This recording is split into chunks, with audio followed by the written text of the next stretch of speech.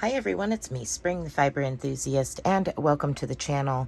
Today's tutorial is going to be a crochet tutorial on an older video that I had. I'm doing some updating of older videos. This will be the first one. This is the Messy Bun Divine beanie. So it is worked from the top down, and it is worked around rubber band hair ties.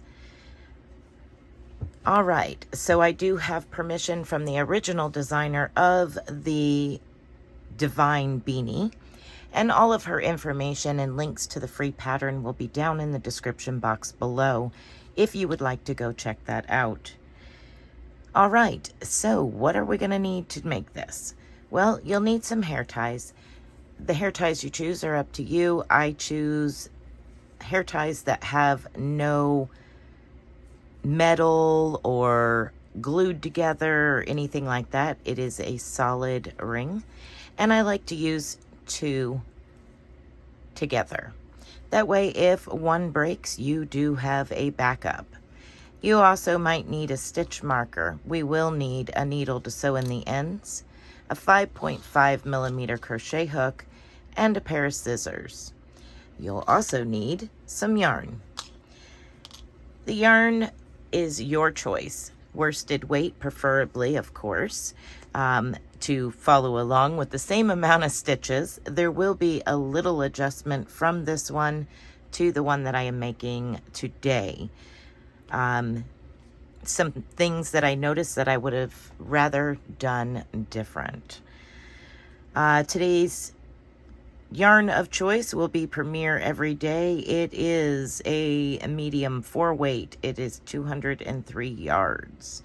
So this is what I'll be using to make the hat today. All right, so what I mean by making an adjustment to this pattern from the original video I did is there was some hiccups in the video, and I just want to clean things up now that I have been recording videos for a little while. So we're gonna go ahead and get our yarn ready here. You're gonna place a slip knot on your hook.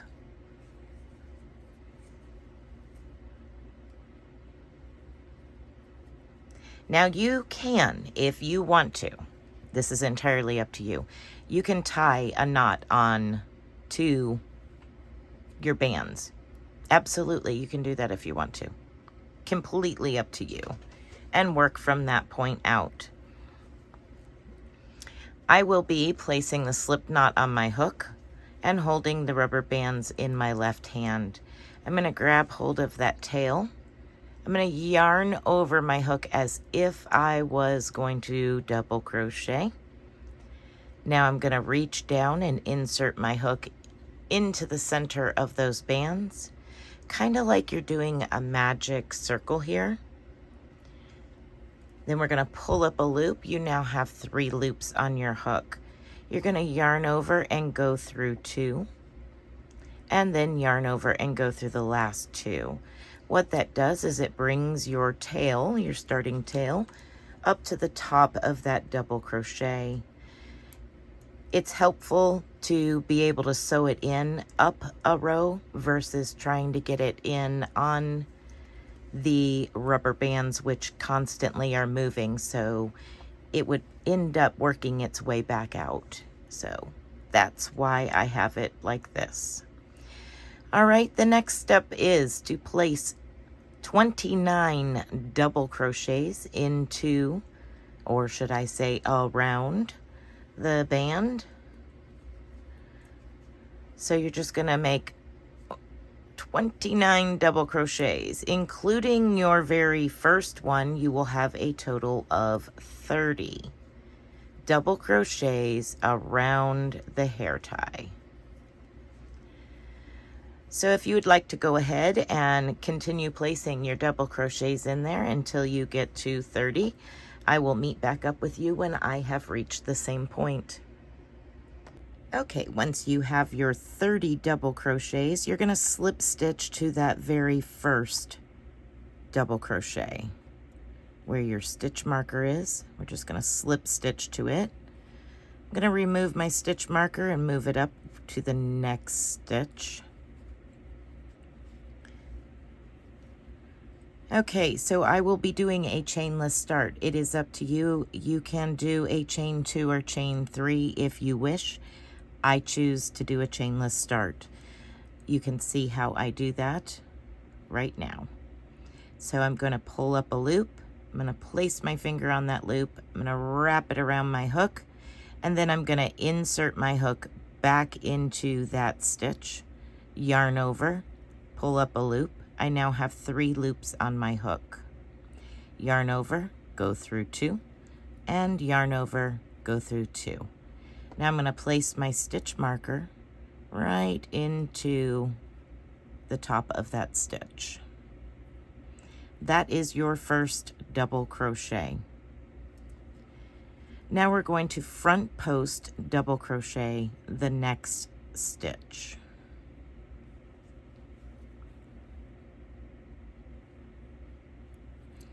Place a double crochet into the next stitch, and that is your repeat for the round. Front post double crochet the next stitch, double crochet into the top of the following stitch. Your last stitch should be a front post double crochet. I'll meet up with you at the end of the round. Okay, so now that you have made your last front post double crochet, we're going to slip stitch to the top of our first double crochet. All right, so for rounds 3 and 4, they are done exactly the same. We're going to go in between this last front post and our first double crochet, and we're going to place a chainless double crochet, or you're going to work back to that and place your chain 2 or chain 3 to start your round, whichever you like most. Chainless start, and we're going in between those 2 stitches where we slip stitch to and the last front post double crochet. Now I'm going to replace my stitch marker at the top of my double crochet here.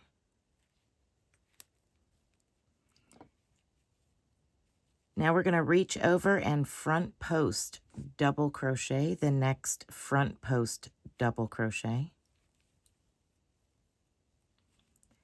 And in between that front post and your next stitch, place 2 double crochets. So there's 1 and 2. Front post double crochet the next front post double crochet.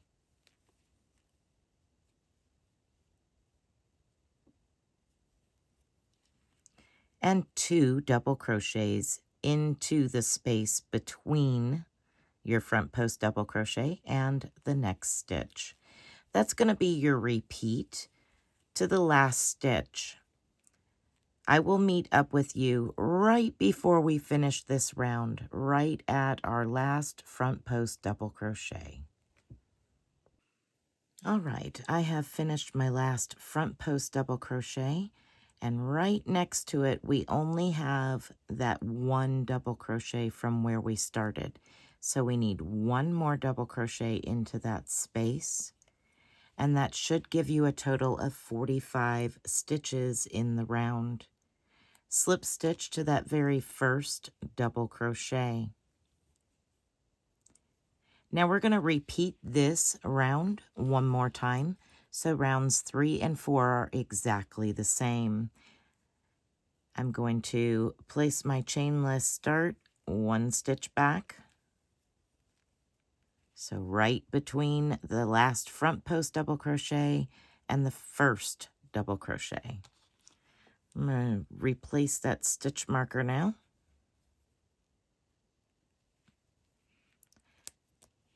And once again, we're going to jump over to that first front post double crochet and front post double crochet that stitch. in between it and the next stitch, you're going to place 2 double crochets. Go ahead and continue that all the way around. You're going to finish it the exact same way we finished round 3. You should have a total of 45 stitches at that point as well. I'll meet up with you for round 5. All right, so for round 5, we're going to once again jump back to the space right after our last front post double crochet, and you can slip stitch back, or you can do like I do with the chainless start and just swing around into that stitch.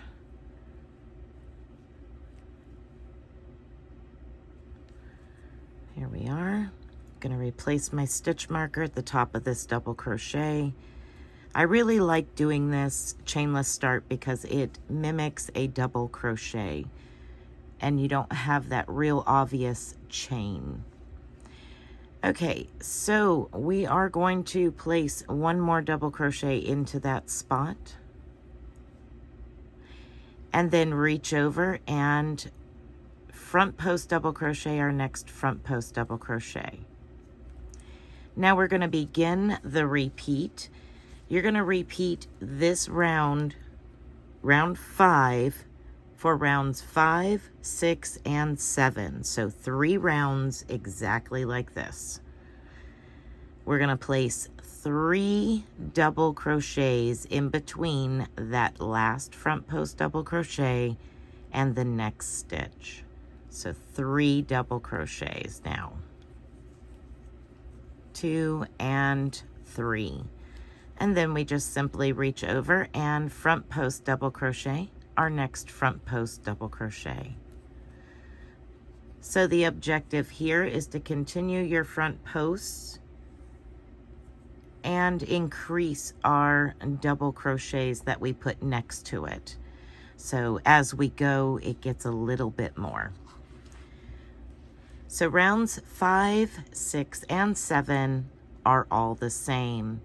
We're going to have 2 double crochets to start with, front post double crochet, then 3 double crochets, front post double crochet, and I'm going to meet you over here at the very end of round 5 to show you how to end round 5, 6, and 7. All right, so I finished my last front post double crochet. Now we started with 2, we need 1 more to complete that. And then we just slip stitch to the top of that first double crochet. And repeat for 2 more rounds. All right, I will finish up my 2 rounds and meet back up with you for round 8.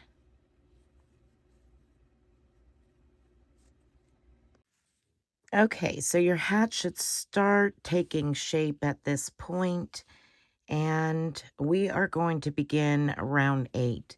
So rounds 8 through 13 are going to be as followed.